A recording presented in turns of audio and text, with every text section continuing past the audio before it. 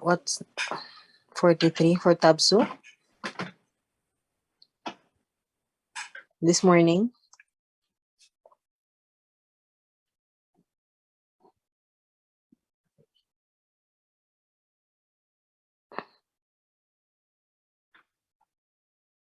Hello, good morning. Good morning, Doc. The patient was already operated last Sunday, Doc. Sunday. Yes, So it Doc. was not an elective surgery. It was. It So was on, right? It was not yesterday. So the patient is Today, for. Doc. So how come the plan is still for Tabsu? Was all the ovaries were also removed?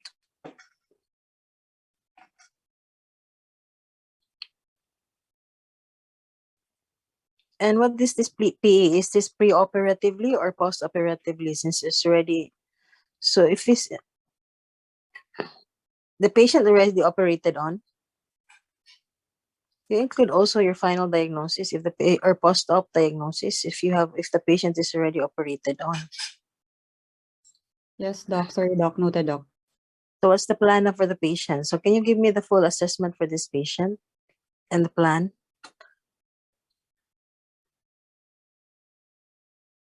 Is this correct? The patient had Tabsu? Tabs only, Doc.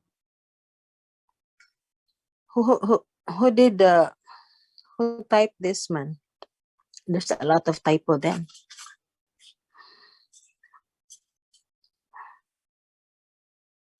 Clerk Altaya, can you make the necessary corrections? Can you state the final diagnosis based on the post-op diagnosis as well as the current plan of the patient, and then the progress of the patient currently?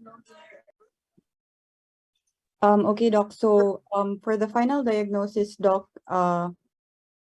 G2P2 2002 myoma uteri, and the procedure done was total abdominal hysterectomy bilateral salpingectomy, Doc. So the complaint is not AUB. It's because of the pelvic mass. Is it because of the AUB? The patient had AUB? She had Doc, irregular menses, Doc, with 2 months interval in between menses, Doc. So is this AUB or because of what's the myoma size?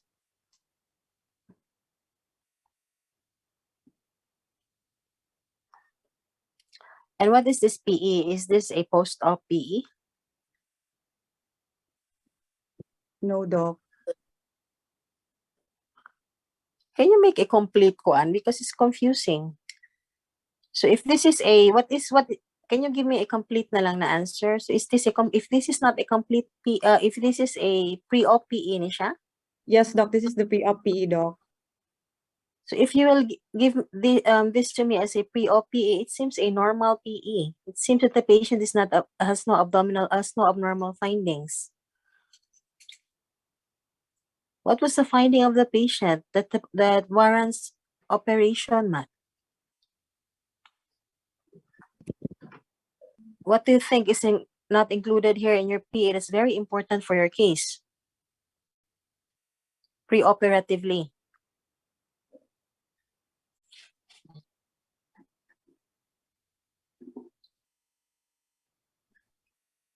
Size of the for the TVS findings, Doc, it had a 9 by 13 cm size of the myoma, Doc, and the uterus was 15 by 13 cm, Doc. Also, What is that? the TVS findings, Doc? I'm asking for the physical examination because you're showing here a pre-op physical examination. If you notice, all your findings are normal. So for the BPE, Doc, why is not BPE not included there? If you correlate manggod your PE with your admitting impression, it does not reflect any abnormality at all. Why was not PPE included? Who's the one who prepared the slides? me, Doc. Why didn't you include the BPE?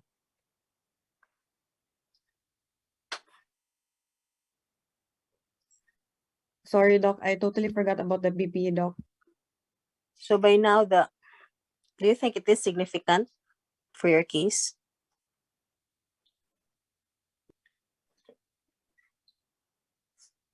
Now, Doc, no na po, Doc.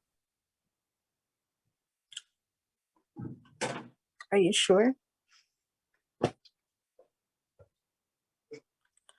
I don't understand. When you present your case, is this an SOAP current SOAP or your SOAP upon admission? This is the SOAP upon admission po, Doc.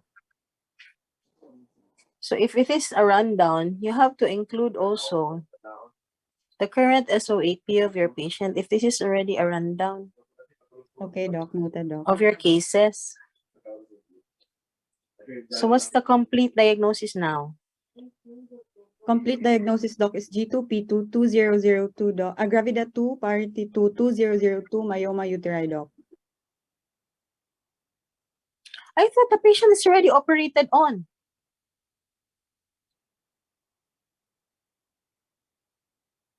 Who's the resident in charge?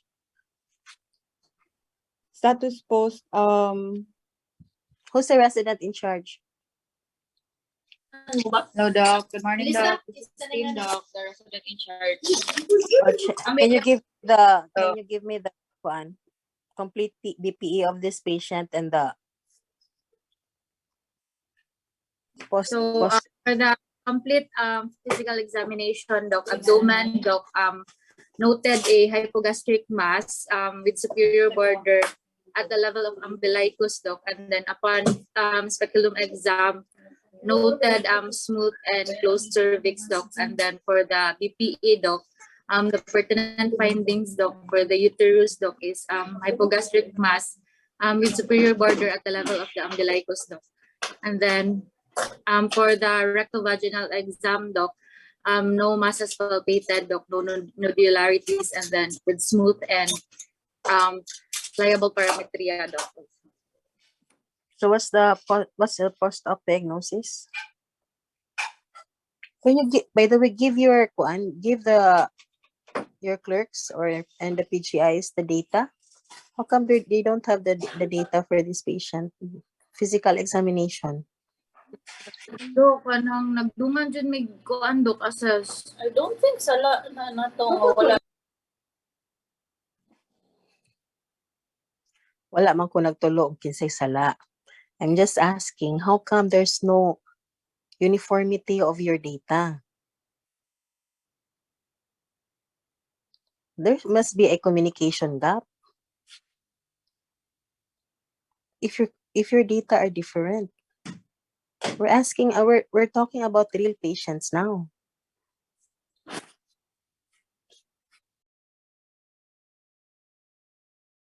Dok, supposedly, Dok, kanang nagkuan bitaw mi, Dok, nag-communicate ni Dok, and then but then the rundown, Dok, kay wala nila nakapacheck sa Dok. I think wala nila na-edit. Excuse me. Are the findings of the clerks written as well in the chart? Supposedly, Dok, dapat naghimo sila Oo. history, Dok, and then kanang if mag-history ka sa patient, Dok, magsulat man lang kung kuan sa chart, Dok. Oo, the reason I asked for that is because I noticed a lot of discrepancies. I have reviewed several charts for PhilHealth purposes, and I noticed that the physical examination findings are all wrong. So if the wrong data of the clerks are placed in the charts, that's going to be a problem for the department and for the hospital. That's why I suggest that before clerks place their histories, including PE findings in the chart, the residents must be able to check this. These are data, this will stay with us, even beyond graduation dates of our clerks and PGIs. I received, just last week, I received 5 charts, and I noticed they placed only for OB score, none, NA, not applicable. And then for the abdominal findings, all normal. Just like this one, no? Enlarged abdominal girth, nothing more. For the clerks and PGIs, I'd like to remind you that all your data will also reach my office. No, I will have to review all your submitted data. That's why be consistent with the data of the residents as well. So be careful. The data will stay with us. For the clerk in charge, honestly, is this the PE you have in your history? No, Doc. Kulang siya, Doc. Why? Kulang na ko pag-input, Doc.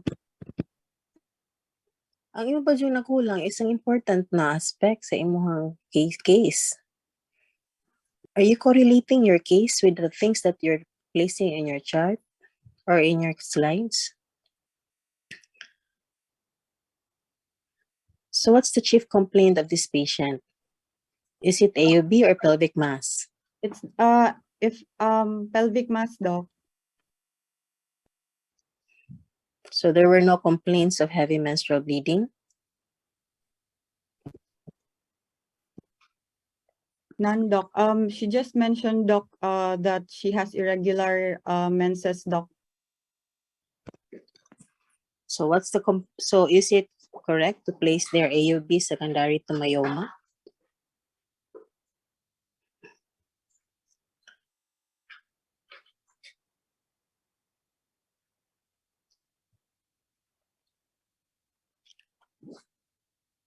Okay, if you place their AUB secondary to your myoma, you have to place your FIGO scoring.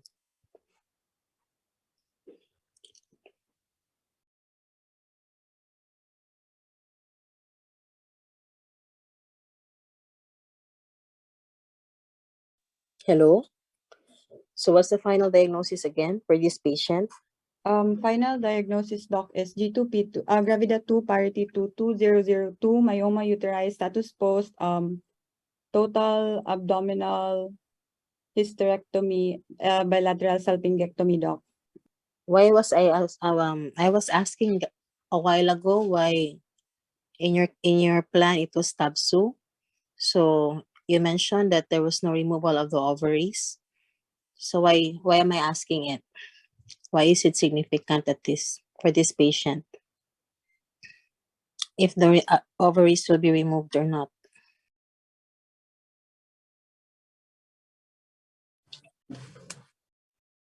It is pertinent, Doc, if the patient is still menstruating, Doc. Serve for fertility, Doc. Fertility? The patient no longer has uterus and fallopian tube.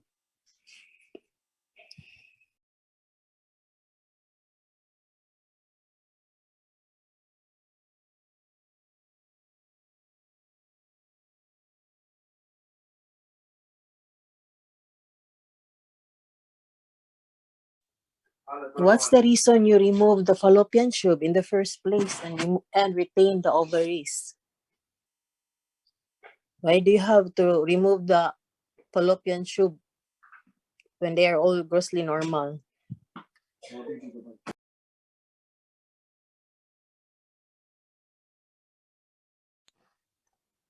When you mention fertility, it means the patient wants to have kids pa?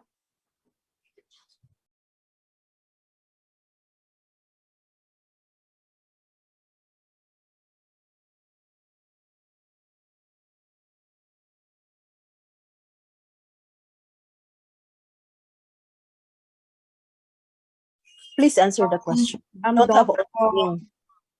reproductive age pa ang patient, Doc. So, mao i-try save ang ovaries, Doc. Dili pa po siya menopausal, Doc. Okay, so give me the reason why. What's the benefit of retaining the ovaries if she's still not menopausal? And why remove the fallopian tubes when the abnormality is only at the uterus?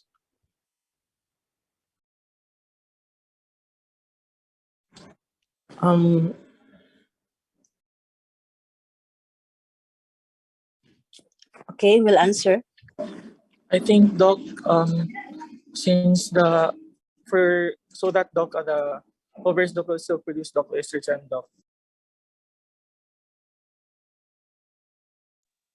And so what of estrogen? By the way, with your names, can you please identify if you are a clerk or a PGI? Para we can correctly identify you. Kaya there are here names ra. So mo confuse me, consultant ba mo? Doc, I am USCSM clerk, Doc Pinka, Doc. So there, I think, Doc, the reason for the purpose for the estrogen, of course, for example, Doc, to lower the risk of osteoporosis, Doc, early on. Okay, very good. At least read more on what are the benefits for your estrogen. And then what's the reason that you remove the fallopian tubes?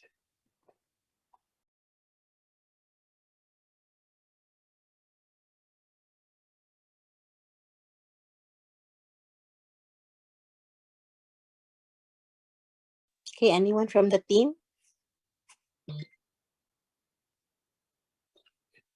I will call out.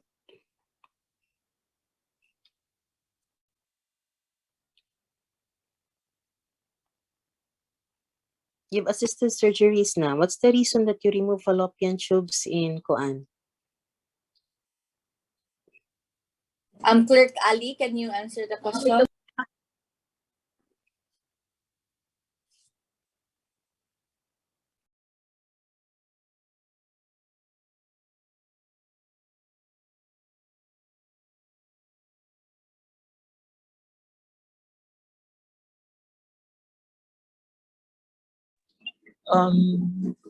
Doc, I'm not sure. I'm clerk Pinka, Doc, but is it because there's a higher chance, Doc, that cancerous cells, Doc, will um there's a higher chance, Doc, that there will be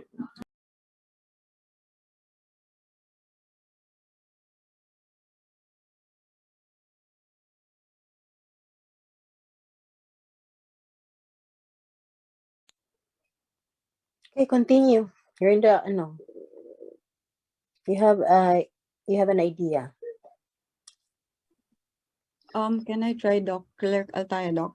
It is a preventive measure, Doc, for women at higher risk developing ovarian cancer, Doc.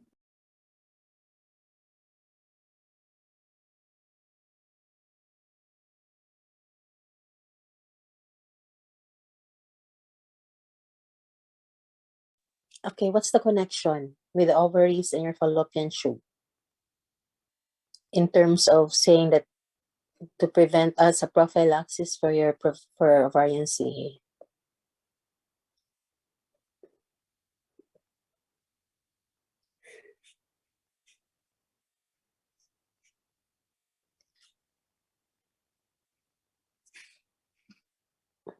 Can the resident help?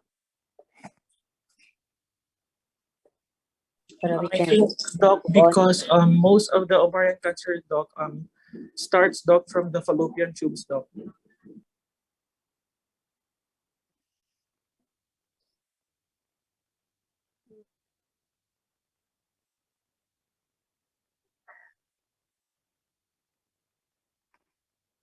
I mean, Doc, the origin, Doc, of the cancerous cells, Doc, emanates from from the fallopian tubes, Doc.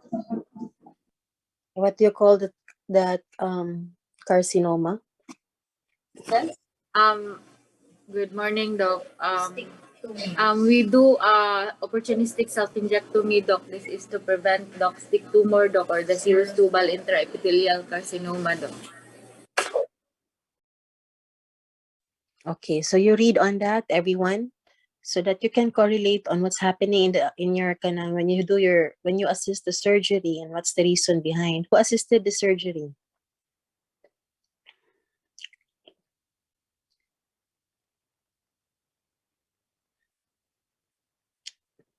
Who assisted the surgery? Clerks? Good morning, Doc. I assisted the surgery, Doc. This is PJ Bernie, Doc.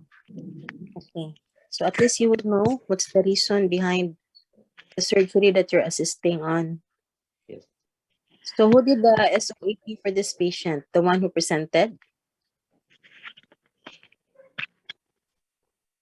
So how is the patient now?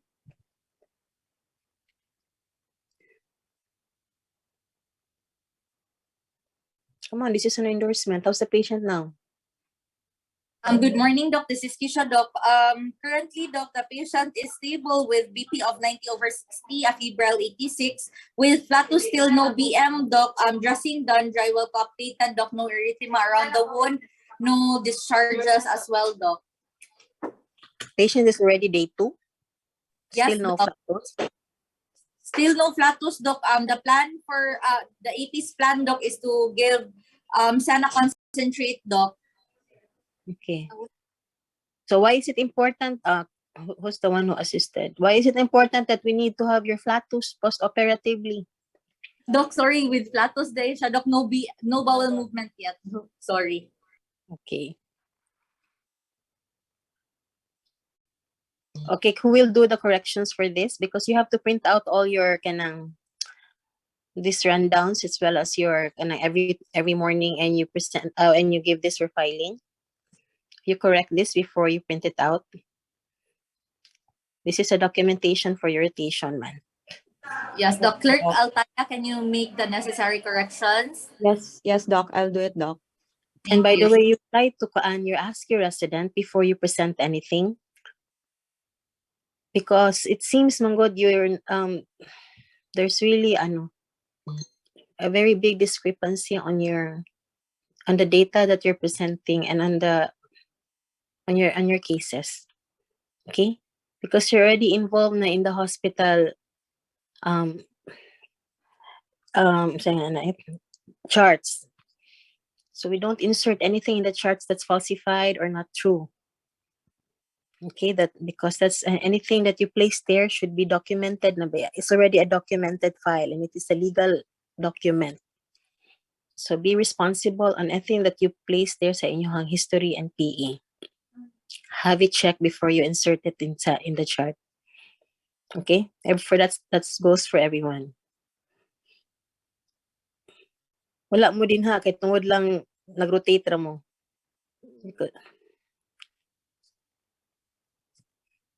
Okay, what's the next case?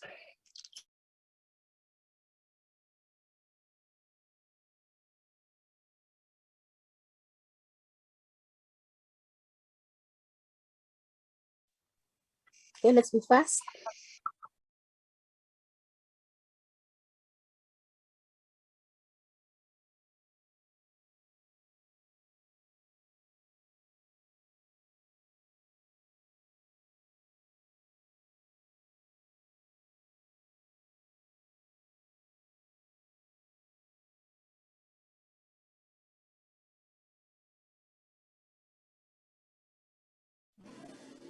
Good morning, everyone. For the second gynae admission, so for the resident in charge is Dr. Ramos, and then the clerk in charge is Gumban Patricia May. Age is 62-year-old, OB score gravida 0, chief complaint of epigastric pain, with an admitting diagnosis of ovarian new growth, possibly malignant.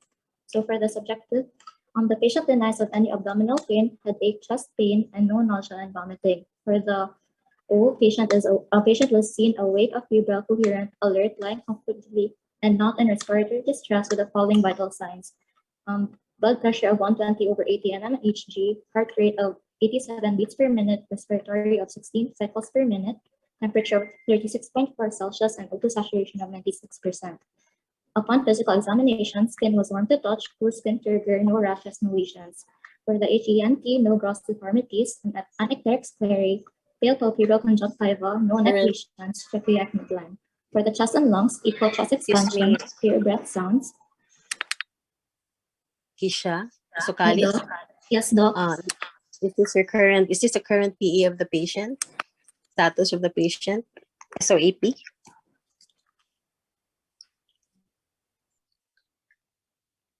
Is this a SOAP of the patient today? Good evening, Doc.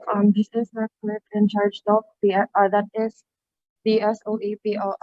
That is the SOAP of the patient. Yesterday, Doc, because I tried to follow up on the clerk checking on the patient, Doc, and then the attending physician told the clerk, Doc, not to wake up the patient, Doc, for vital signs if the patient is sleeping, Doc. Is the patient for surgery? I it's not yet final, doc, because they are still doing a workup on the patient, doc, and the latest is that they did a transrectal ultrasound, doc. So what's the abdominal finding for this patient? Is this all? How do you do a complete PE?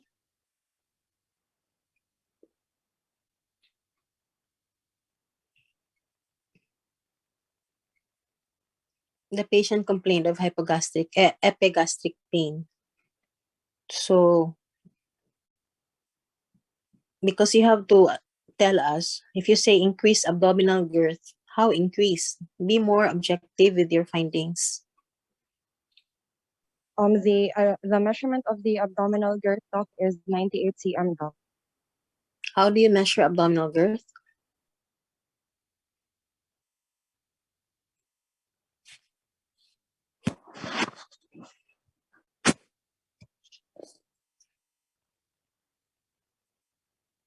You use a tape measure, doc, and then you measure the circumference of the abdomen, doc.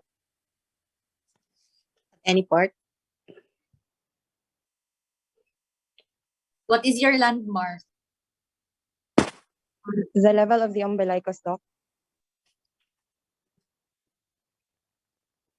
What else do you do for your abdominal exam? By the way, Kish, they did the reporting for the complete PE, no? Yes, Doc, already did. Okay, so what do you need to report on to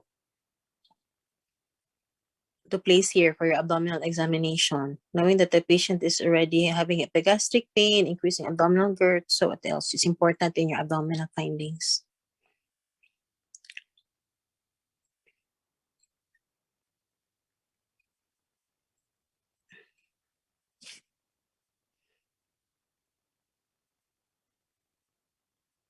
You start first with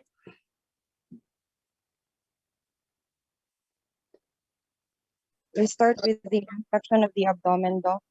so you start with the order. What's the order of your physical examination? First with Good morning, Doc. Inspection, Doc. Kiseto. Good morning, Doc. Mahang Clerk Alava, Doc. Okay. Can you tell me the abdominal finding for this patient?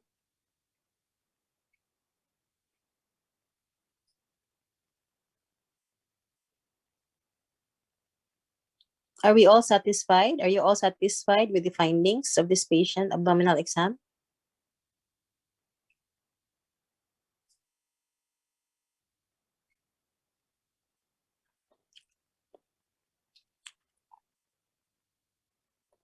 So when you do your abdominal exam, what do you do first?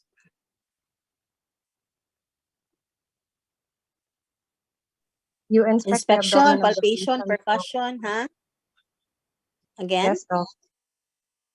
First is you inspect the Okay, so what abdomen are of the the patient. findings? If you check if there are no scars, no lesions on the abdomen of the patient. Okay, you tell me na for this patient, the order. Para we will have more time pa. The order for the abdominal exam for this patient would be inspection, and then auscultation, and then palpation, and then percussion, and then palpation, doc. Okay, so for this patient, what are the findings?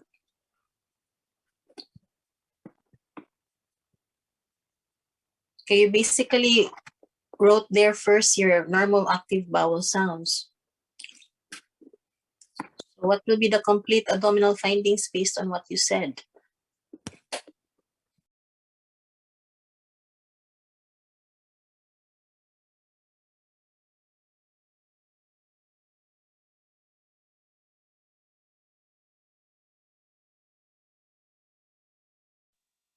So the findings would be flat. The abdomen of the patient is round. There are no scars, no lesions, normal active bowel sound, and there is no tenderness, and it's Again, tympanic. the abdomen is, by inspection, it is round. Pretty rounded or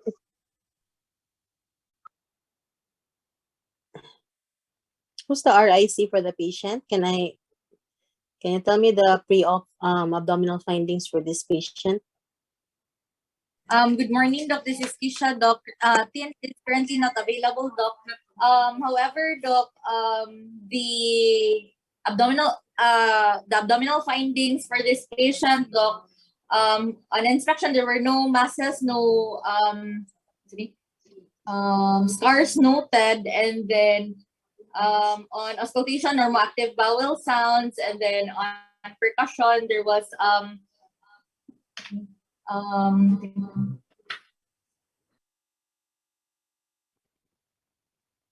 it was tympanitic, Doc. There was a positive fluid wave test, and then uterus cannot be delineated. No internal exam was done. Kay patient refused since she's a Doc, newly gravid, and then rectovaginal DRE was done, Doc, and was unremarkable, Doc. Abdominal girth was at 98 centimeters, Doc. The plan for this patient, Doc, is for ultrasound guided paracentesis today at 2 p.m., Doc. Okay. So how do you do for the clerk in charge? How do you do your fluid wave?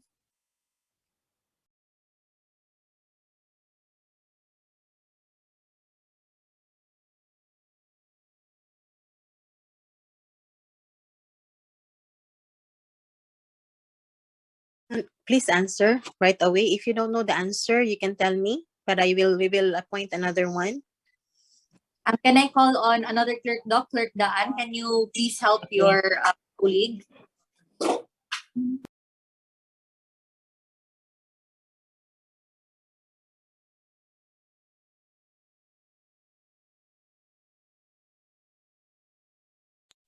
Clerk Agpalo? How come you cannot answer when you just had your reporting on physical examination? How do you do fluid wave test? You just had your reporting last Friday.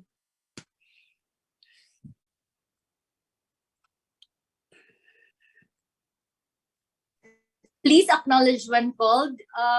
Kung dili mo answer, absent. There will be ha? absent. Mark absent. This will serve as attendance. What was the reporting done face to face or online? Online, Doc, but it was facilitated yun. Oh, I suggest na lang. Oo. I suggest they have to report face to face because I noticed also that when you let them report online, the level of attention or focus to the reporting is not as much.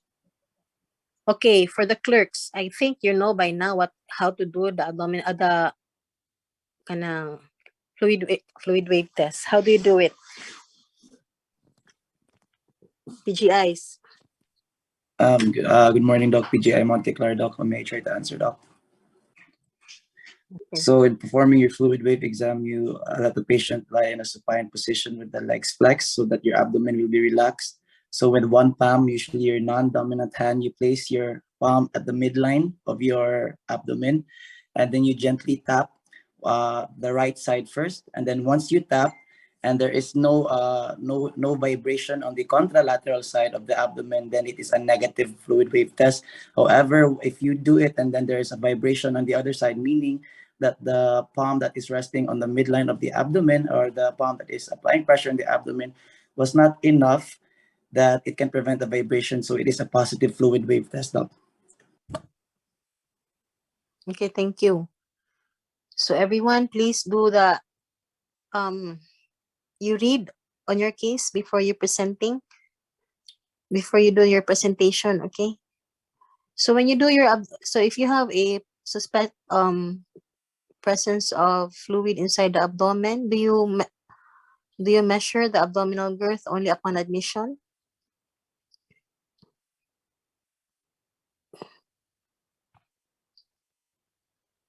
For who presented the SOAP? you measure it daily, Doc. Okay, how come there's no when you say increase abdominal girth, how come you don't place any value? How would you know what is the baseline if you just place there increased abdominal girth? Abdominal girth, if you don't know what is the baseline for your abdominal girth?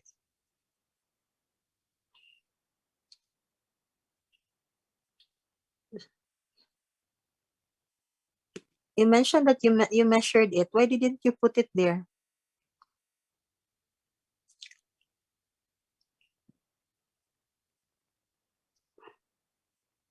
I'm really sorry, Doc. I forgot to put the measurement of the abdominal girth, Doc. Okay, for the two cases presented na, so you need more improvement on your Kiana case. So this is already your second week.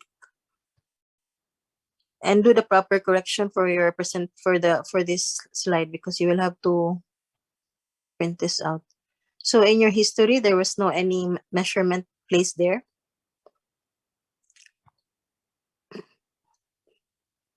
Is this the abdominal findings also in the history that you've written in the chart?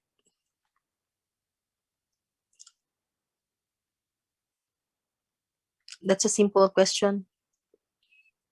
If this is the history that you've written in the chart or not.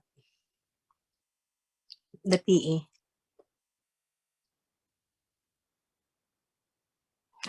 Clerk in charge, please answer directly. Come on, we don't have more whole morning. Is just a yes or no. Is this the one that's presenting now? Is this the one that we can see at the chart? No, Doc. 3. So is that true? You placed there a complete abdominal examination in your chart, in your history.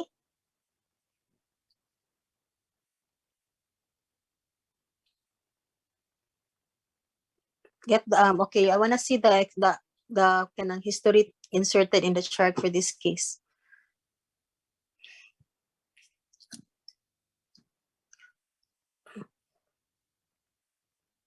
So this is not the abdominal, the physical examination, the history PE of your patient inserted in the chart. You have a more complete abdominal findings. I am just curious, why do we kept on saying this is the second case, and this is the second time that the presenting clerks mentioned that the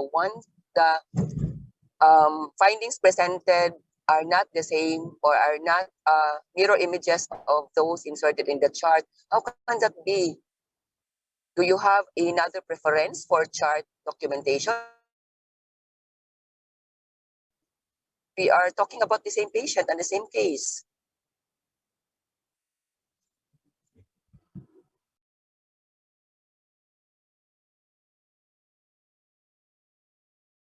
Good morning, Doc. This is Cory, Doc. So for the history taking of the patients, usually, ideally, the clerks should have done it on their own. But in this case, in our case, Mango Doc, usually the clerks do not usually know how to do history and PE. That's why we do it with them. And most of the time, Doc, even if we do our history taking with them, even if we do the history and they only write na lang yun, they cannot comprehend jud gihapon, Doc. I don't know why. And then even if we do physical exam with them and we tell them the physical exam, they still don't comprehend jud gihapon, Doc.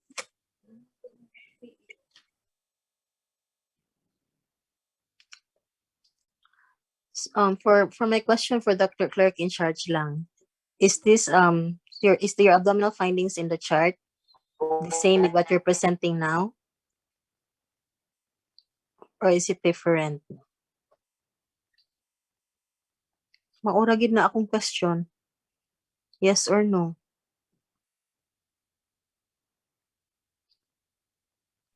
I'm sorry, Doc. But no, Doc. Again? No, Doc. Why would you present us something that's different from your history? PE. Dr. Facturan, if this will be the case all over again on our next presentation, I'd like the clerks to bring with them. No, let's go back to old school practice.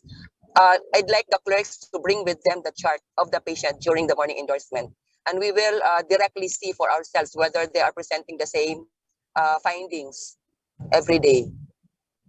Because that's how we do it old school. No, we are looking at the chart when the clerks or the residents are presenting.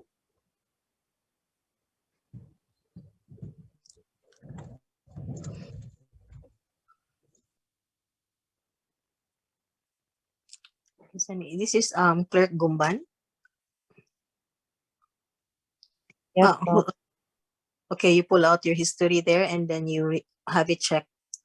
Same goes to everyone before you insert anything, whether it is progress notes, whether it is history, basic history and PE or progress notes, you have it checked before you insert it in the chart with the RIC. Have it checked.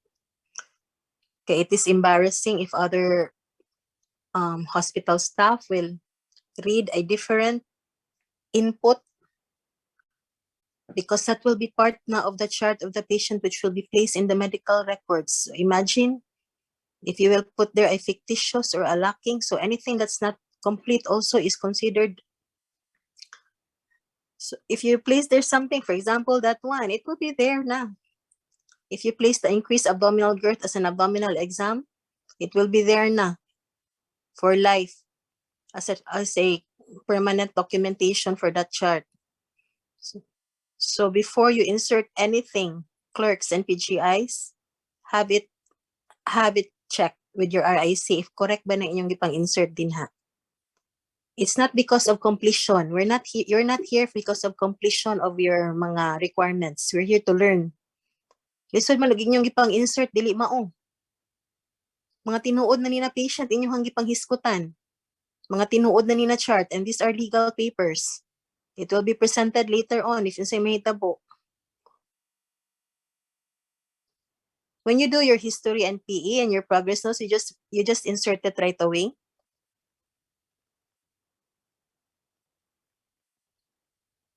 Gumban? yes, Doc. Okay, starting today, have it checked with your RIC before you insert anything. If your patient, all of you, if your patient is still admitted, remove your history and PA and your progress notes and have it corrected before you insert it. Okay? Yeah. It should be I signed. It should be I agree signed with and there should be a deadline. Okay, dili pwede all the time na maghulat ra na inyong residente na muhatag mo. So it should be within residents. What would be your deadline for the history PE and for the progress notes of the patient? Kisha. That was not a deadline. Doc, they were told na dapat man na sila kuan, Doc, output by 9:30, pero wala dyan sila nagpa-check, Doc. Ang katura si Altaya rin nagpa-check nga kuan sa ihang So, for example, the patient is admitted now. When will be the deadline for their history PE? We should set a deadline na lang for them, because or else mantin na lang madugay man na sila kung ilan na ginakay kanin, they're not doing it by the heart. Dili na ni efficient ilang gipang buhat. They're just doing it because they're just inserting it para lang naa sila ma-insert. And then let me remind the entire department, but there are also a third party who's checking our charts.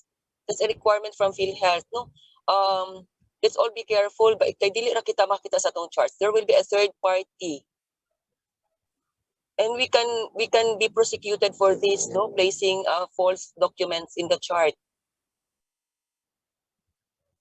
So for the information of everyone, for example, if you're under the team of a licensed residents or consultants, it will be the residents or the consultants who will be held liable for your faults.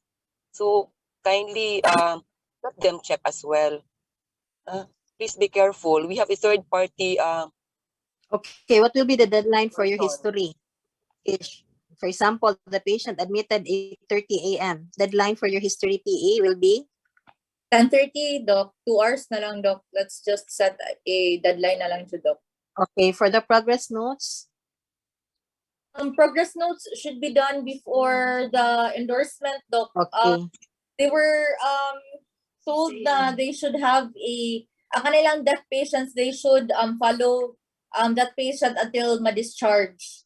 Okay, what will be our penalty for late history PE and progress notes? 3 days extension. Extension, Doc? Kaya mo muna before. Makatag pa tayo. May nag-extension pa last, di ba? Bitaw, Okay, you keep a record for all the kuan for kanabang their submission ba, if it is submitted on time. Yes, Because Doc. it's so hard manggod na magsige ra sag hulat ang resident for it to be corrected. So you should do it immediately and then have it signed and checked. Yes, Doc. Noted, Doc. We can include that in the logbook. Yes, Doc. Ang duty for that day and then kung kinsa iyang kwan. Okay, we have to do, actually that's really how it was done. You might think na, there's so, lima na inana. No, that is really how it was done. That you have to check it before and kanang upon admission, paspas yun na yung history PE during endorsement. Sometimes you will, if mingon mo na doc, wala niya time, at least you have to give it to the resident, and then if there proper correction, you can correct it. Basta you have to give it on time. That's why you're here ba. If ever na correction, mingon duko lang man na, have it corrected kung sa inyo nabuhat initially. Basta you have to submit it within the day na nakuan mo, and then it should be within 2 hours. Okay? Kaysa clerkship sa lower sa paano niyo na time, third year ba ninyo is it was 1 hour, within an hour. So dako na kayo nagliway ang gihatag sa inyo ha, okay? And what we're asking here is, aside from doing it correctly, you should learn to be fast, Sad, because the transition is very fast. So if you notice, normal deliveries, paspas rabi kaya na sila manguli. So what if muli na lang patient, wala pa history PE, di ba? Wala pa progress notes. So we have to set a proper deadline. Dili ra gyud mi maghuwat all the time, because it's part of your requirement. Okay, for the patients that's still admitted now, pull out the things that you've inserted there, the reports that you've submitted there, and have your RIC signed and check it. At least we can see that there is a signature below the history before you insert it in the chart. Agree, everyone? Have it signed with the date, huh? The resident, you place date upon signing. Noted, Doc. Sign lang, para lang at least we will see na nabasa gid sa resident. Lisod manggod sa kaayo, if even abdominal birth, you don't know how to do abdominal, fluid wave, you don't know how to do fluid wave, and it was already reported. So it means you were not listening. Sayang kayo ang effort, no, and time na magsige mo report niya, wala ra day mo naminaw. And to the residents siguro, di ba they have their stamp pads naman, kindly place your stamps when you check at least we know kung kinsa nga resident amo pangitaon if ever there are wrong entries. Because as of last week lang, I returned 5 lagi wrong entries kay wala OB score. For our department, wala siya OB score. All abdominal findings were normal, and then these are operated patients. Ibalik magud na sa admin sa kuha for the attention of everyone ba. Kanang mga wrong entries ninyo, ibalik na sa department chair. That's why we know that there are wrong entries kay ibalik na sa hospital information system to us. So be kind enough, no? If you, for the clerks and PGIs, if you do not know which documents or which data to place, kindly ask the residents.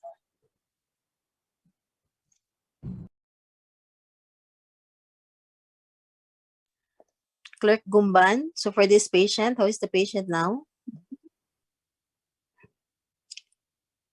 Is she stable? No more epigastric pain?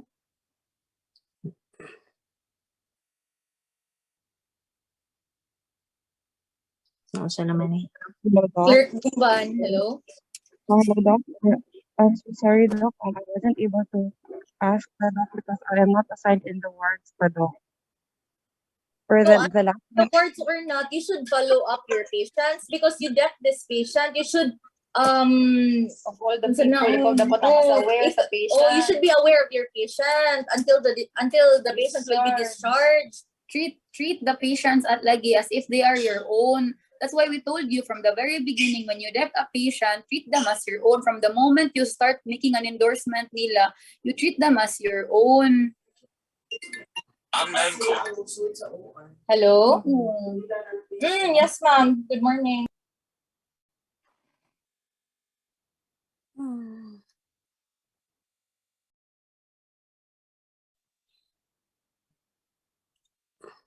And another question, are the clerks PGIs doing rounds together with the residents? Para maka-bedside rounds sila from time to time? Good morning, Doc. This is Cory, Doc. We highly advise them to go on rounds with us, Doc, especially in the morning endorsement. However, Doc, during afternoon rounds or during endorsements, during rounds, during weekends, usually din na sila mukuyog, Doc. Tanawon namin nila sa wards, Doc. Some rang mukuyog, Doc. Ilig dakuan? Keep on reminding them pa na mag-round. Some of them, mukuyog jud, Doc, and introduce sila sa mag-round with us, ang uban to Oo. Kay for the clerks and PGIs, this will be a good opportunity for you to bring your charts with the residents and have your papers checked. Para dili na mo magsigig balik-balik, because there are of course consultants who will not allow their patients to be examined several times. So mudungan na lang mo para naamoy progress notes po. I'm not saying that you're going to copy the progress notes of the residents. I'm saying that someone will be able to validate your findings. There's no other way of learning. You have to learn from the very beginning, Manjud, very basic. Someday you will be residents, and for sure you will have the same complaints that the residents are complaining right now. Because we really have to teach our juniors the right way. There's really no shortcut in medicine.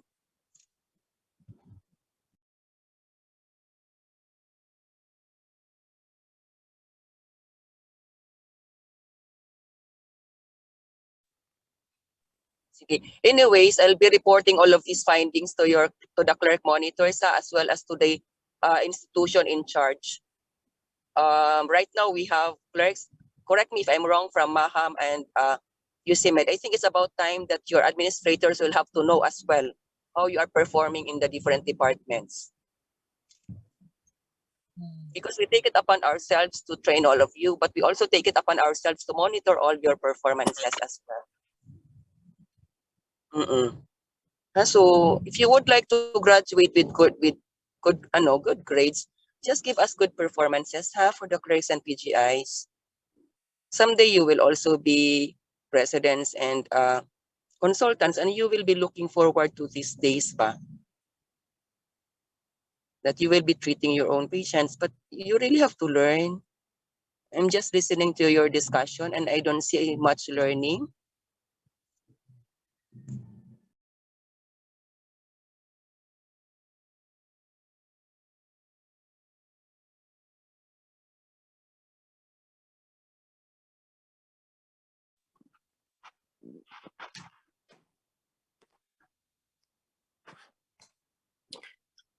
Okay, who did the rounds this morning? Kish, ikaw? Good morning, Doc. Yes, Doc. Ako nag-rounds this morning, Doc. Was there anyone with you? There was si Doc, PGI Perez and PGI Sukalit, and also several mga clerks, Doc. Okay, if ever, I will ask na lang a report if ever you did your rounds and there were no, if the one on duty didn't go with you, you list the names para we can make an assignment or an exam for them. If they're on duty on that time and they're nowhere to be found. Yes, Doc. No, Doc. Bring patient koan, you just make a list of names. By the end of, at least at the end of the week or by Friday, we can have by Thursday or Friday we can have their names. You know man kinsay mga duties that time.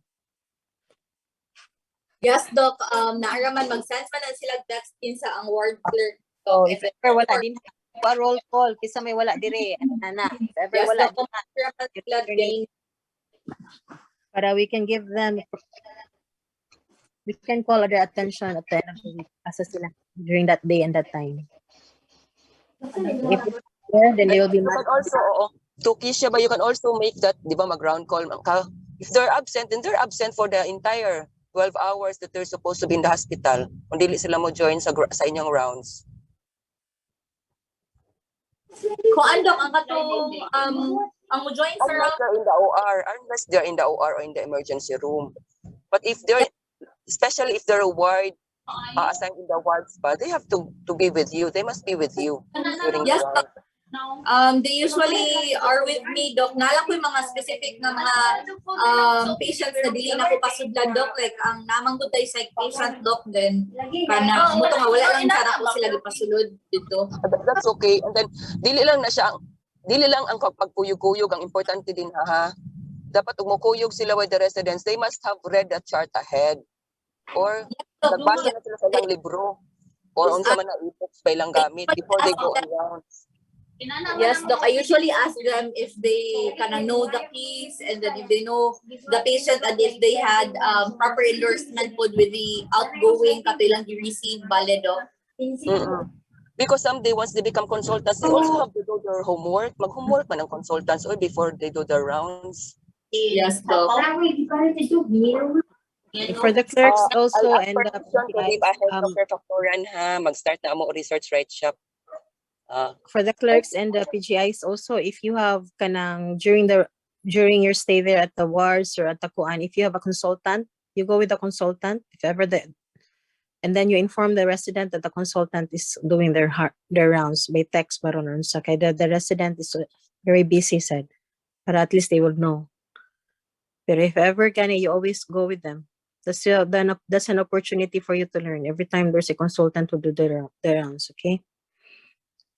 Be visible because they're very kind of generous in giving you kind of mga learning tips.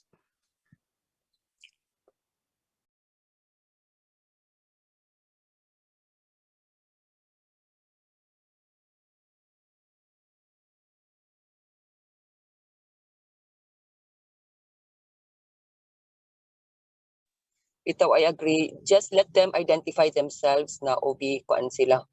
OB clerks, clinical clerks or OB PGI sila, no? Kay sometimes they're wearing the same uniform ba, so the consultants may not be able to identify them as well. So magpaila-ila pod muhaan kindly greet your consultants na for the clerks and PGIs pa. We really appreciate it if the young ones are kana bitang courteous. Be courteous. Someday you'll also be of our age, and you will really appreciate it if your juniors will be courteous to you. Okay, for the RIT, sorry. Okay ra. I'll leave ahead na kay the research right shop will start naman. Thank you. Okay. For the RIC, what's the assessment for this patient? How is the patient now? Currently, the patient is stable. Patient has no complaints, and patient is for ultrasound guided paracentesis today at 2 p.m. Doc. So is the abdomen anang tight gid siya? Distended and tight? The abdomen is not that distended, Doc, but kadang naadyoy fluid wave, Doc. Okay. Pero at least she's comfortable, dili siya disnick, dili siya Doc, yes, Doc. Sige. Okay, that's how you do your assessment, ha? That only clinically stable. The patient mangani is still for paracentesis, so it means the patient still has complaints. Okay, what's the next slide?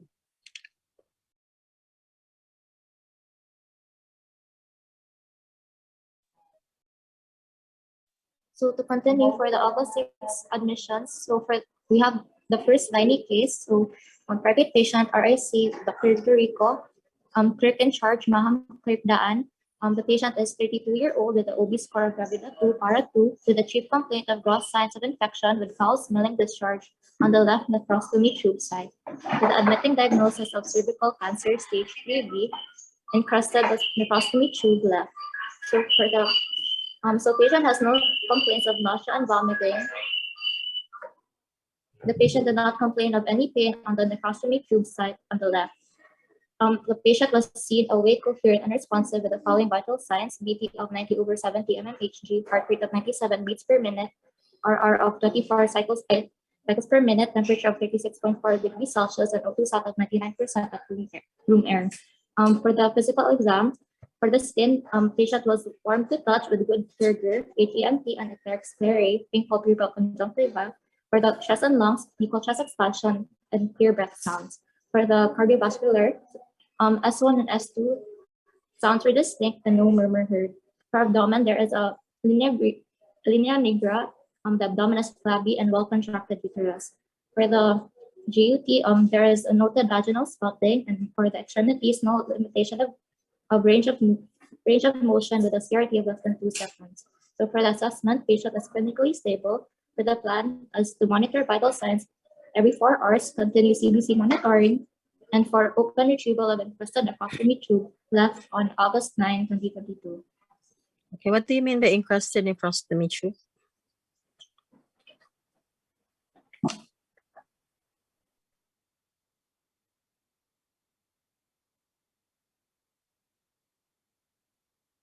And where is this nephrostomy tube located? If that's the kanang concern of the patient upon admission, how come it's not in the PE? Pariha, ragita na ni inyo ha? Your PE is so mild. Wala gay reason na ma-admit ang patient. So the patient is here with a nephrostomy tube and it's not even your PE. You correlate? So naman eh. So, where is the nephrostomy tube located? And what do you mean by encrusted nephrostomy tube? Hello, Doc. Good morning, Doc.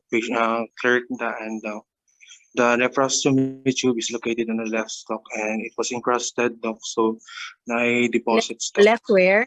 Left where? Be more kuan. on the left side. Sa may kidney, you know. On the left lower quadrant, Doc. What area? Huh? On the left flank, Doc. Left flank. Left flank area. So is it at the what part man? Of the flank? On the left lower quadrant, Doc. So where will you place that in your physical examination? On the abdomen, Doc. I should have classified, Doc, the placement The of flank the nephrostomy tube. If it is at the, is it part na already of your flank? The flank, is it, where is it, what is it man? Where is it part?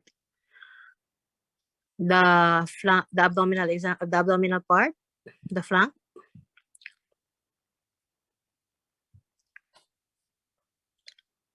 Is it within, what are the different abdominal regions during physical examination? Is it anywhere there? Your nephrostomy tube? Pardon, Doc. How many sections do you have for your abdomen when you do your PE? 4, Doc.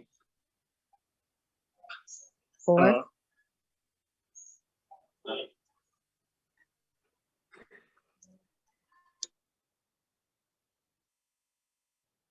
Four lang?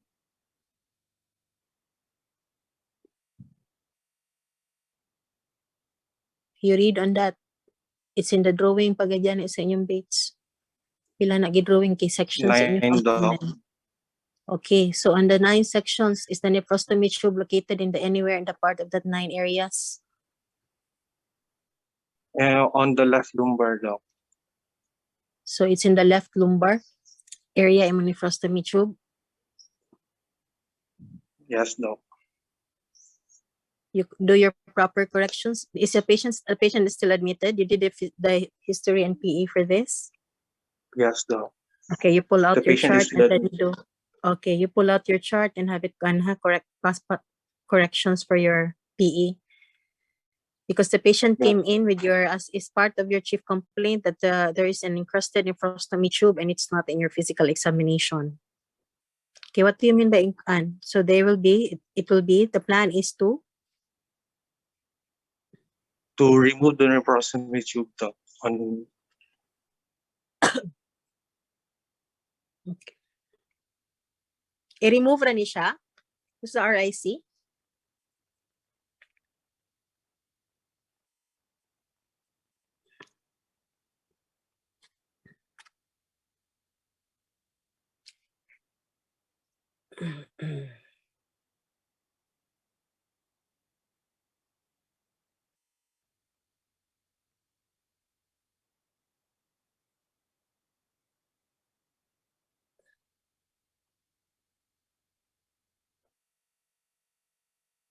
What's the plan for this patient? Only remove? To remove for the open retrieval of your nephrostomy, nephrostomy tube, doc, and also to continue monitor vital signs at Q for every hour, then continue CBC monitoring, doc, since the patient So you have description on there is a foul smelling discharge on the left nephrostomy tube. Have you seen yes, doc. this?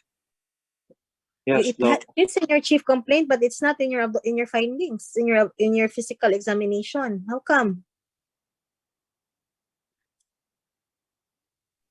I will update the physical findings, doc. Describe properly your gross signs of infection. What do you mean by gross signs? There's a presence of erythema, doc, around the site, doc, and also there's a foul smelling, doc, of foul smelling discharge, doc. So is that the reason that they will remove the nephrostomy tube because of the signs of infection? And also, doc, the tube was encrusted, doc. Will it be replaced?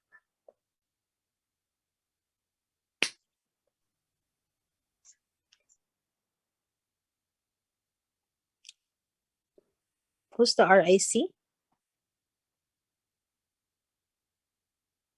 It was Cory who received this co-management, doc. Cory is currently in the OPD, doc.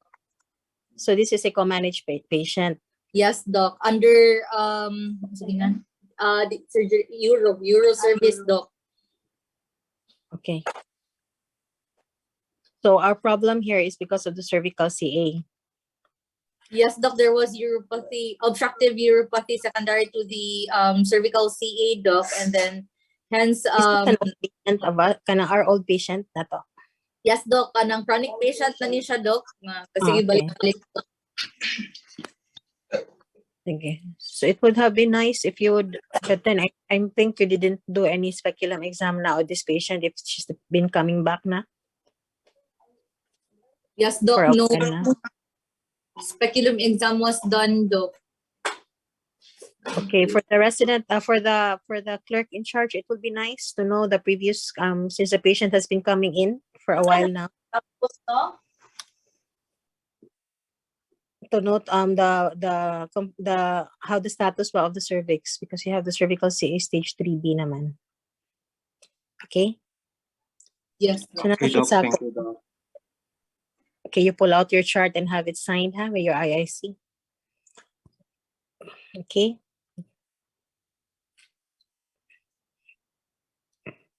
So when you say stage 3B, what do you mean by that?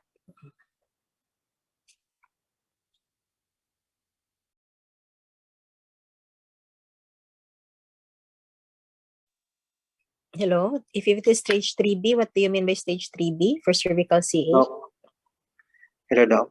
For the stage 3, doc, usually the mass extends to the pelvic wall and causes hydronephrosis or non-functioning kidney, doc. Okay, the patient is young pa, no? 32.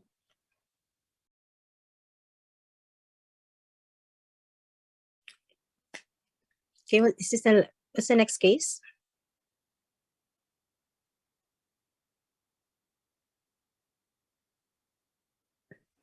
So for the next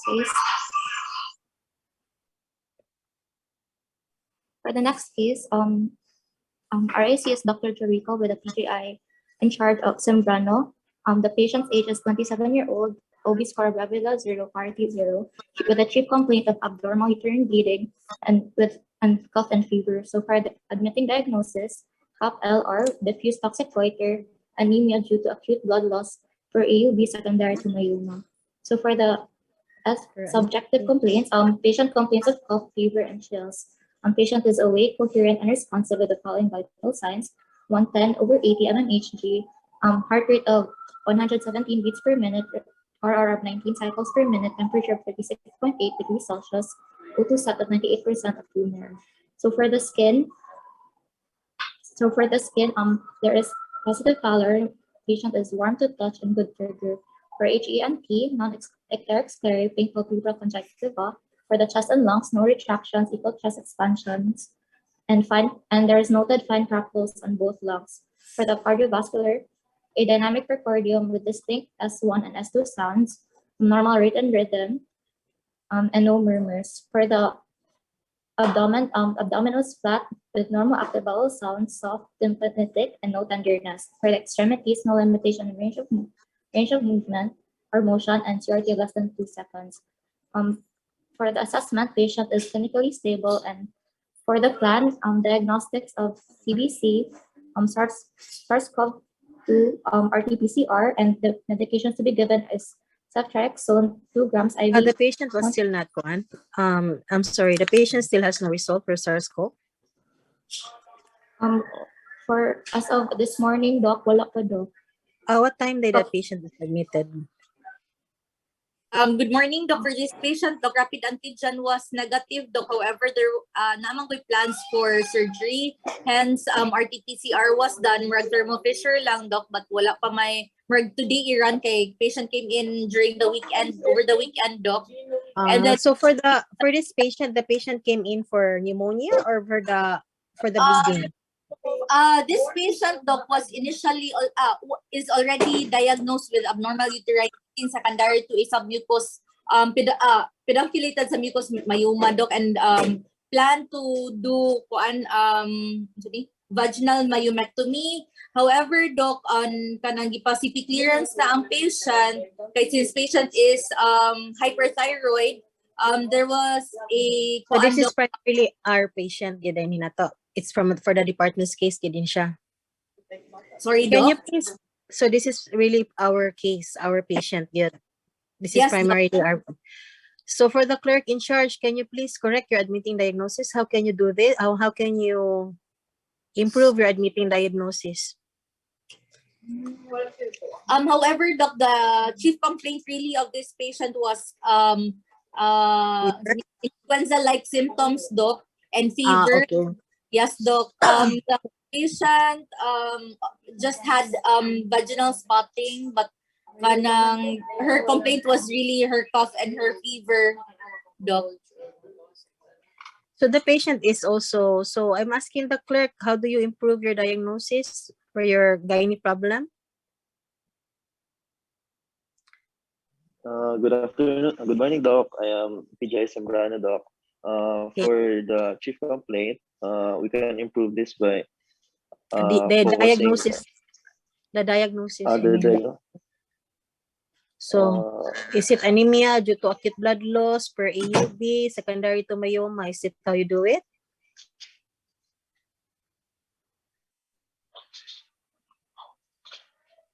So, how do you do it? Inyong harang shortcut tanan in one kuan.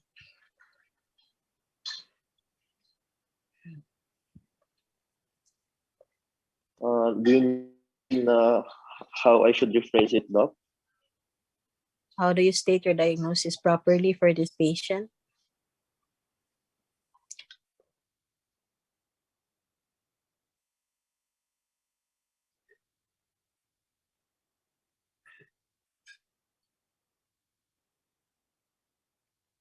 PGI in charge? Yes, Doc. Okay. I'm sorry, Doc. I have no idea how to rephrase the diagnosis, Doc. Actually, Dr. Rojas already mentioned it. How do you state your kuan man for your AUB? And then if there's anemia, how do you state that? I think you should, Doc, like. Did you read your case on AUB? Yes, Doc. Yes, Doc. Okay. So when you report your AUB, how do you report it? Using AUB, Doc. Using the mnemonic what? Palm coin, Doc. Okay. And then if it is because of the myoma, what will be your FIGO grade? It depends on the location, doc. Okay, now you have the patient already there, man. So, So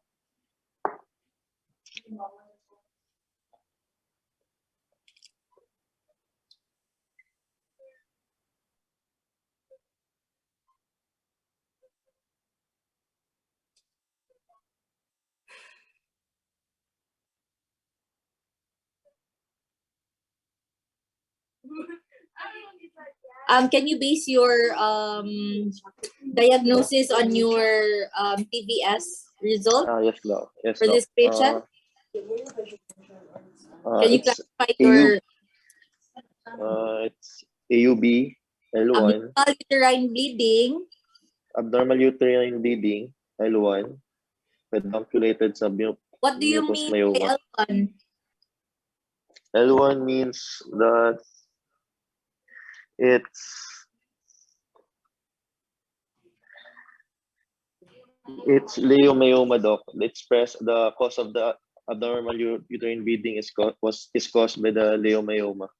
So what is the classification of your leiomyoma? Pedunculated submucous myoma, doc. So it's FIGO. It's FIGO SM, doc. SM.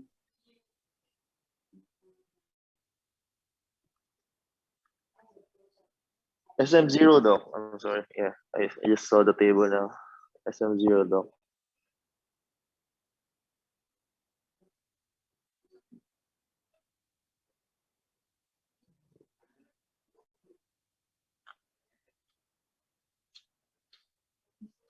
Okay, continue with your diagnosis.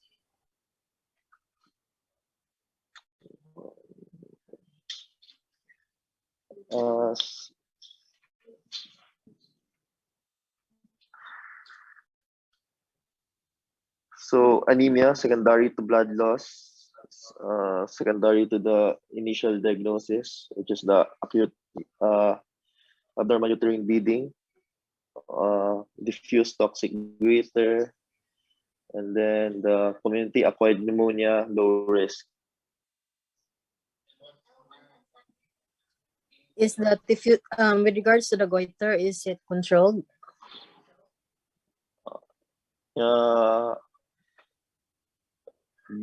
My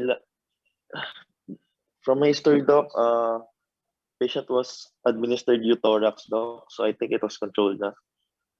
Okay, so you will state it first before the patient, before the pneumonia. The patient has currently pneumonia pa man, di ba? And so currently the patient is euthyroid. Patient is not biochemically and clinically euthyroid. She her FE4 is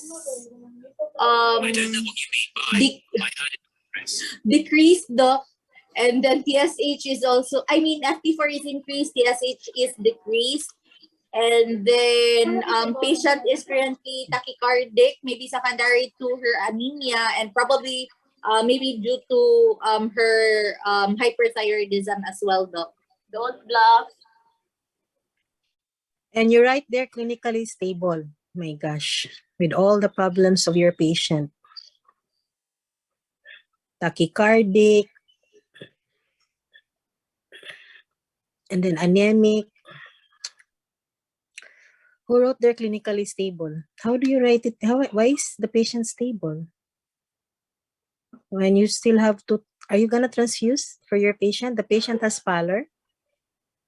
I think blood transfusion was already done, doc.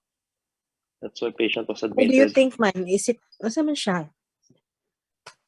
It was done, You doc. don't know? Sorry. Yes, doc. It was. Patient already has had blood transfusion, doc. How come it's not reflected in all the things that you're presenting here with us, man?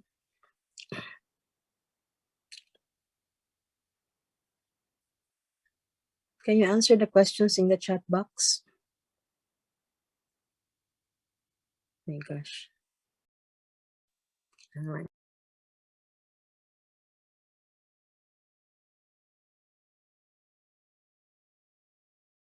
How about your EENT? What's prominent sa patient?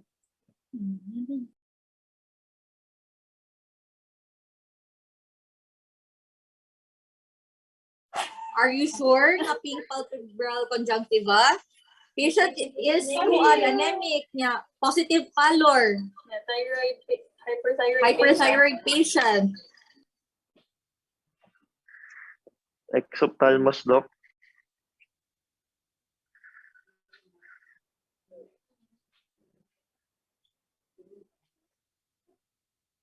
Are you asking? Did you really go to the patient? Did you assess the patient? Di ba you received this patient sa ER? Yes, Doc.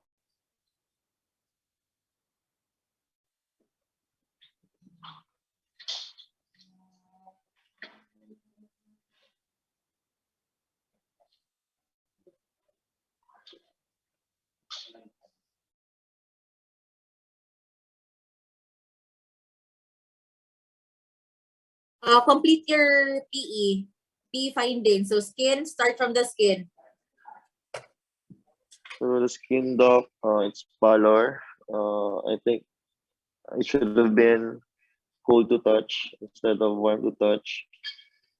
For the HENT, it's non-ecteric sclerae, but pale palpebral conjunctiva.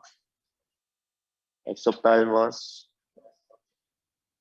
With the chest and lungs, no retractions equal chest expansion.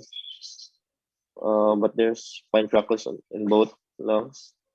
For the cardiovascular system, a dynamic precordium, distinct S1 and S2. It should be tachycardic and no murmurs. You place normal rate, regular Yes, rhythm, Doc. normal rate na 117 beats per minute. Yes, Doc. Ah, normal, Lord Jesus. I'm sorry, Doc. I just copied from.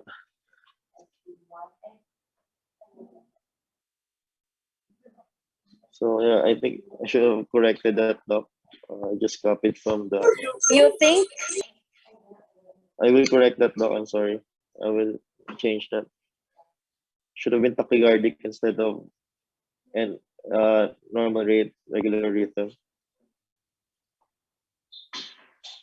As for the abdomen, it was flat, normoactive bowel sound, soft, tympanitic, no tenderness. Extremities, no limitations, range of movement and motion. Capillary refill time is less than 2 seconds. So that's for my PE, Doc. I will change the wrong. Please, if mag-copy paste man lang, please do review your kanang findings sa kay different patients have different PE findings. PGI.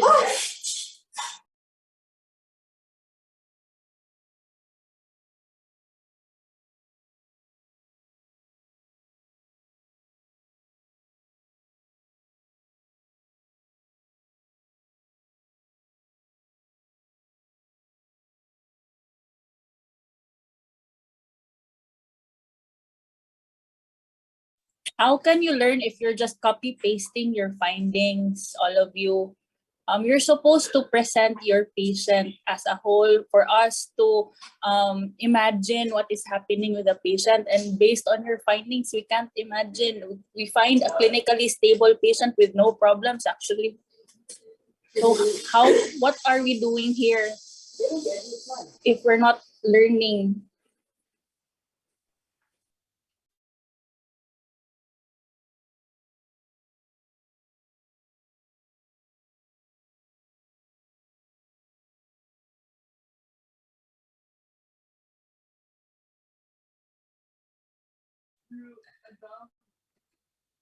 Last week was a very bad feedback from the consultant who went in. And I was thinking, and we were urging everyone to to improve. And we cannot see it now, especially with all the things that you presented does not correlate with your case. You're no longer in school. These are real patients. Wala na ta nagduwa. Pasyente na ni na tinuod. These are real charts. These are real cases. Wala naman mo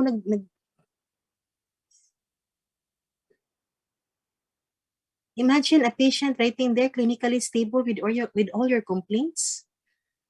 That's so elementary.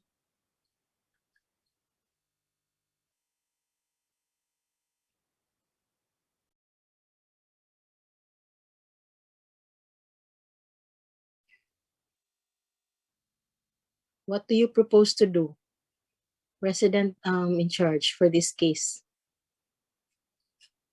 For the clerk in charge or the PGI in charge?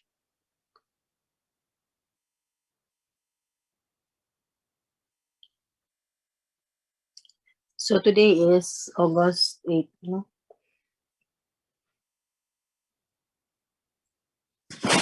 Charge.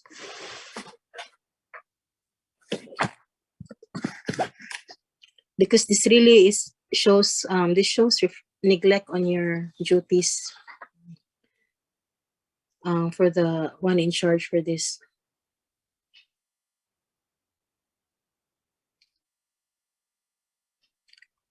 On August 12, there will be chairman's round and menopause clinic. So I want the group who's on duty now to present this as a case presentation for the department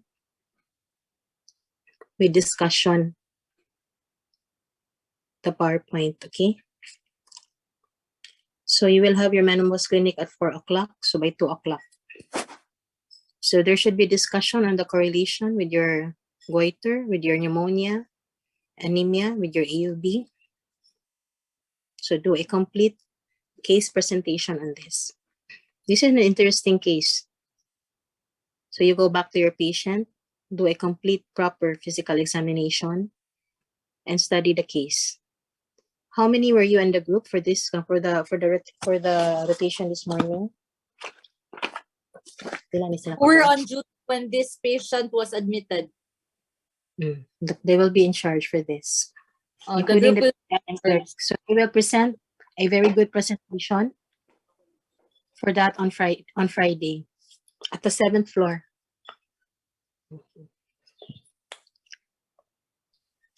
Okay, Doc. Okay, it's okay. We're looking forward to that. Try to redeem yourself and the group. Okay, for all the 3 cases, I don't know what's in your mind. You apply what you've learned. You're carrying the name of the institution you graduated.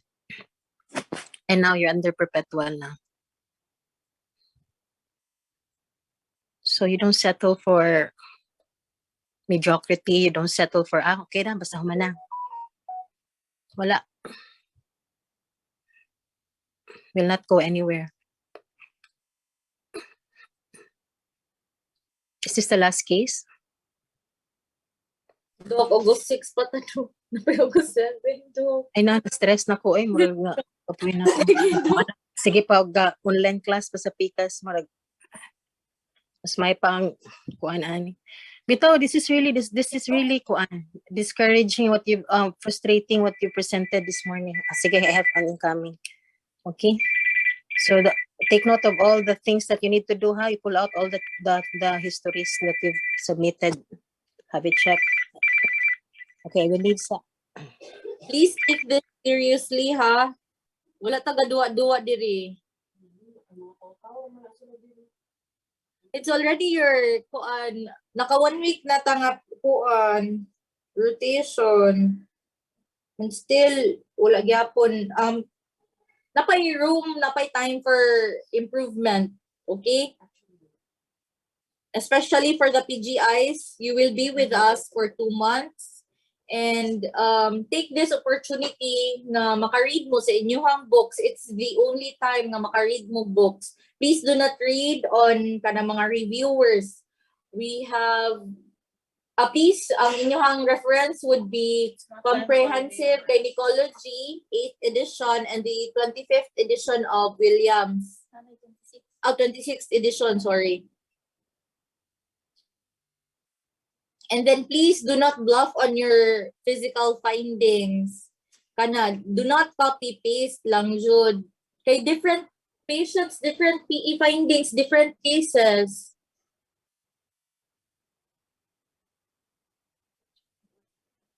And then please have your PowerPoints or presentations checked early. Kay just like yesterday, unexpected kayo,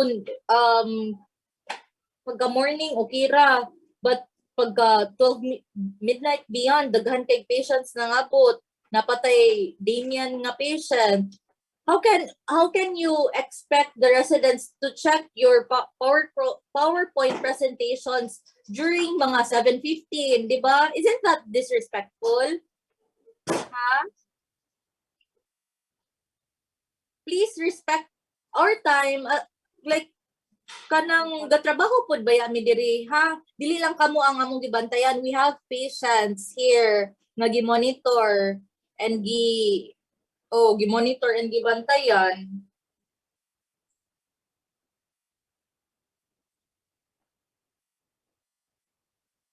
And also, learning is a two-way street, di ba? As what I have told you during the orientation, we expect you to read sa inyong cases. And kay para there would naa siya like fruitful atong discussion kay para it's a interactive learning. Kay boring man kayo mag-reporting. I think you don't listen gani. 'Di ba?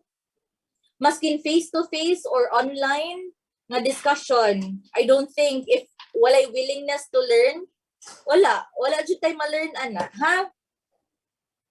Please let this be a lesson for everyone, not only for those who were reprimanded. Okay? This is for the whole group. Okay? Hello? Wala na sani sila namin, no? Yes, Doc. Noted, Doc. Noted, Doc. Noted, Doc. Noted, Doc. Niya, ang kaning mga kuanto ko and kaning placement, ha? Kana jud problema. And also, di ba, nag-effort jud ko og orient sa inyo unsay mga i-place sa kuan monitoring sheet. Ana lang jud Kisa man tong kuan mga clerks nga natudloan ni Dr. Tial. Natudloan ni Uni. Katong naa si nato si kuan. Mga 2 hours ko natudlo. Ang PGI ato si katong taga Xavier. Katong first or second dito. Diba you were told nga mura man gud siya ripple effect, not only sa kaninga group makuan. If you were taught how to do things right, please share it with your kanang katong other groups nga wala din, ha? Kay mura man na siya like i-pass on, i-endorse ninyo. Okay? We're trying to help you guys. Please help us to help you. Kay dili biya lalim 6 ra biya mi kabuok, ha? Please help yourselves, food. Okay? I commend PGI Alo and PGI Monteclar for guiding their clerks good. Ha? PGI na sila. Kani si Alo. Kani si Rolly. Nagtudlo jud ni siya. Kita jud ko. Ay, si Rose. Oh, si Kuan ba? Mumarian ba? Miss Rose. Mumarian ba? Yeah, si Monteclar, si Adrian kay Si Kuan. Adrian. Oh. Sulit na si Adrian. Oh, pwede na siya ma-teacher. Adrian, ikaw na lang ipulin ako. Clerk monitor be. Palihog lang, ikapoy na ko. Sige ha. Na may questions? Nakapisot ang tanan, di ba? May award. May award. Ganahan mo, permi lang tani, mag-awarding. So, Saman, na may questions? Sige na, air out your mga ill feelings din ha, mga, unsa pa na, Yang uus, kinabuhi. oh, yang uus, kinabuhi. Sige na.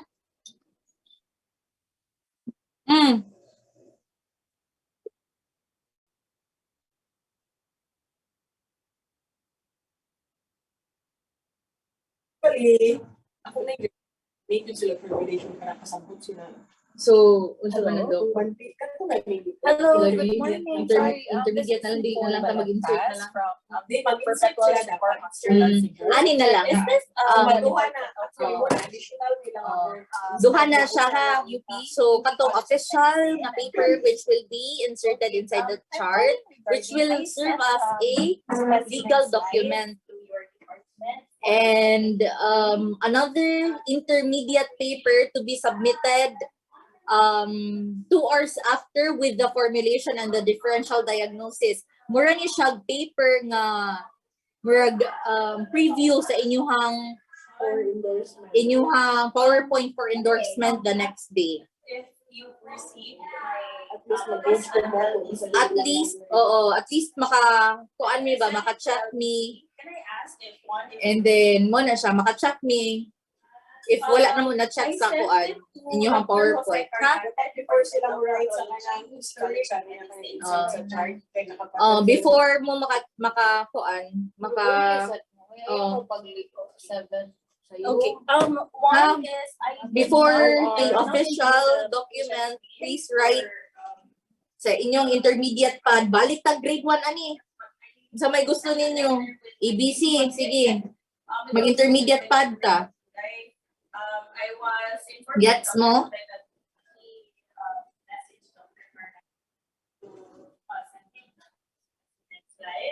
Sige, other questions? Mga clarifications? The table is now open. The histopathology report from our institution.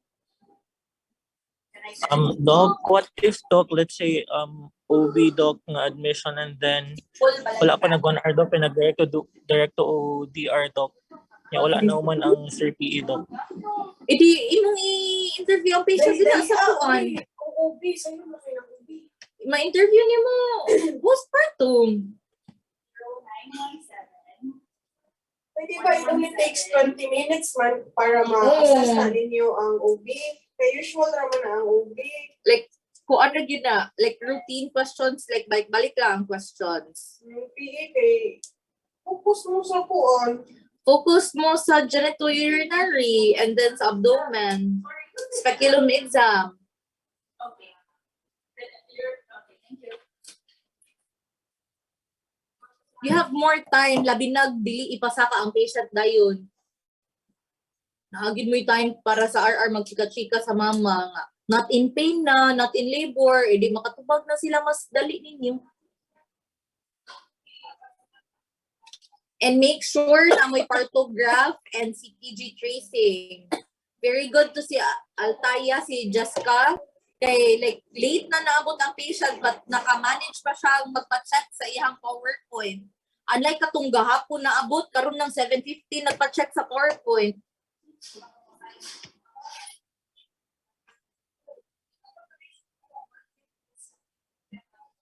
Sige, unsa pa? Sige na, this is your opportunity to ask questions, to give comments. Kay, as what I have said, two-way street niya siya.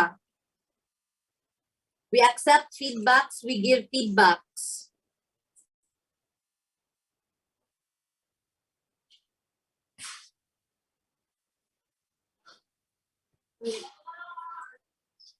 Sige na. Kwinta mo kabuok. Kapoy kaayo. 1:50. May na lang na ni si Mumarian diri og si Adrian. Score ba ni siya tawag Mumarian? Sa to si si Rolly.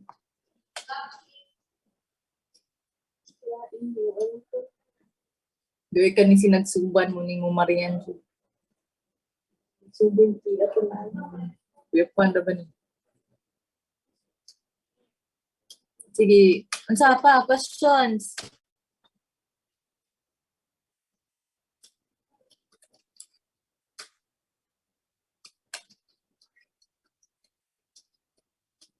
Wala na?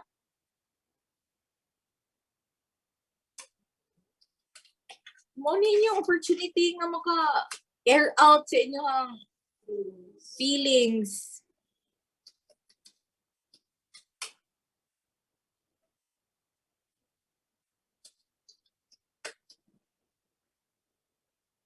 Elizalde, na kay question? When yung naminaw ba, nag-concentrate na ni sa OPD?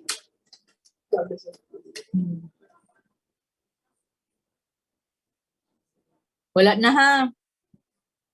Nagasinabtanay na ta? Doc, good morning, Doc. Wala ra, Doc. Wala kay question?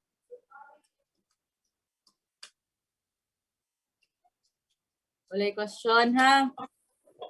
Ano man eh?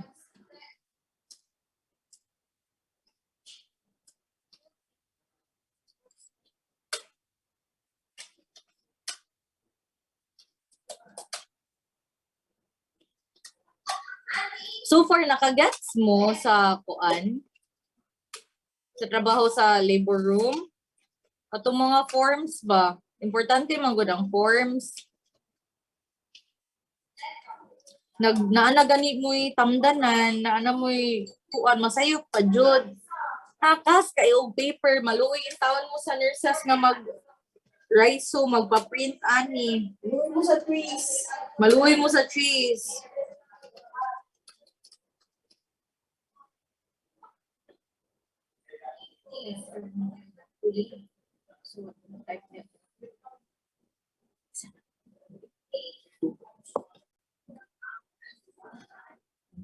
Okay. Wala na? Yes, wala na car reports, admission today, written report. For those who had admissions for yesterday, please have a written report na lang instead of a kuan katong mag-PowerPoint presentation ha, kay na-consume jud atong time sa rundown pa lang ha.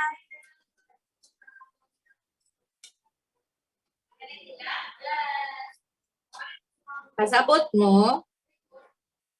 And Yes, also, kana di ay, ha, please, if tawagon mo, please acknowledge. Maskin moingon mo, Doc, I will read on it. Ayaw sa mo, dito sa, Doc, I don't know how to diagnose or how to make a formulation. Ayaw sa mo ginana, at least man lang ba na ay effort gamay. Moingon mo, I will read on it, maskin di mo read.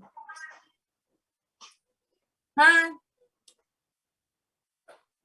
Please acknowledge. Kay murag, bastos manggod kaayo siya, disrespectful, uncourteous. Ha, ngayon nyo rang bungul-bungulan ang consultant. Ha? Di ba ata mga amang diri? Okay, napa may concerns? Okay, we'll end this meeting na.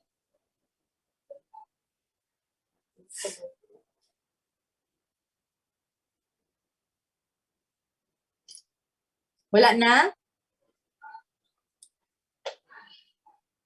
We expect a kuan ha, better endorsement tomorrow. Kasi consultant tomorrow.